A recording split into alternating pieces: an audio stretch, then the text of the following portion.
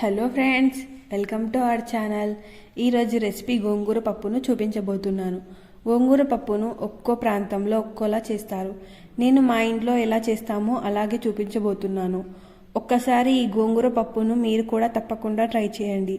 మీకు చాలా బాగా నచ్చుతుంది. సింపుల్గా చాలా టేస్టీగా ఉంటుంది. ఇప్పుడు ఎలా ప్రిపేర్ చేయాలో చూద్దాం. ముందుగా ఒక 2-3 కట్టల గోంగూరను తీసుకొని గిల్లేసుకొని శుభ్రంగా కడిగి పెట్టుకోవాలి. తర్వాత 2 టీ గ్లాసుల కందిపప్పును తీసుకొని ఒక 2-3 సార్లు బాగా శుభ్రంగా కడుక్కొని పక్కన పెట్టుకోవాలి. కందిపప్పుకు బదులుగా మీరు శనగపప్పును కూడా వాడుకోవచ్చు.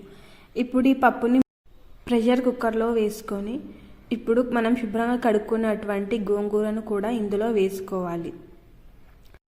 అలాగే కారంకి సరిపడా పచ్చిమిరపకాయలను తీసుకొని శుభ్రంగా కడుక్కొని చిన్న చిన్నగా ముక్కలుగా కట్ చేసుకొని వేసుకోవాలి.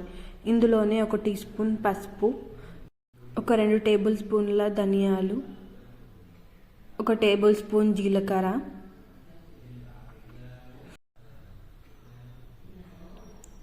అలాగే 1 టేబుల్ స్పూన్ మెంతులు, అలాగే 7-8 వెల్లుల్లి రెబ్బలను పొట్టు తీసుకొని వేసుకోవాలి. 1 టేబుల్ స్పూన్ ఆయిల్. వీటన్నిటిని వేసుకొని ప్రెషర్ కుక్కర్ మూత పెట్టుకొని స్టవ్ పైన పెట్టుకొని ఒక 5-6 విజిల్లు రానివ్వాలి.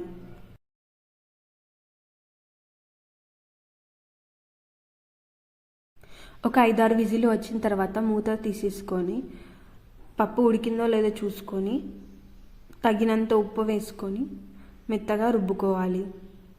మిరపకాయలను మొత్తం బాగా మెదుపుకోవాలి.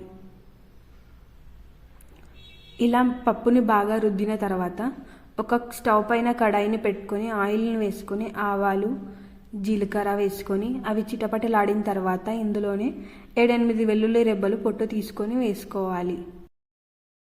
వెల్లుల్లి రెబ్బలు కొంచెం కలర్ చేంజ్ అయిన తర్వాత 4-5 ఎండు మిరపకాయలు, 1 రెబ్బ కరివేపాకు వేసుకొని పోపును పెట్టుకొని పప్పులో వేసేసుకోవాలి. అంతేనండి, చాలా సింపుల్గా ఇలా గోంగూర పప్పును చాలా టేస్టీగా తయారు చేసుకోవచ్చు. మీరు కూడా మీ ఇంట్లో తప్పకుండా ఈ రెసిపీని ట్రై చేయండి. చాలా టేస్టీగా వస్తుంది. మీరు కూడా తప్పకుండా ట్రై చేసి ఎలా వచ్చిందో కామెంట్ చేయండి. ఈ వీడియో నచ్చినట్టయితే లైక్ చేయండి, ఇంకొకరికి షేర్ చేయండి. మరిన్ని వీడియోస్ కోసం మా ఛానల్ని సబ్స్క్రైబ్ చేసుకోండి.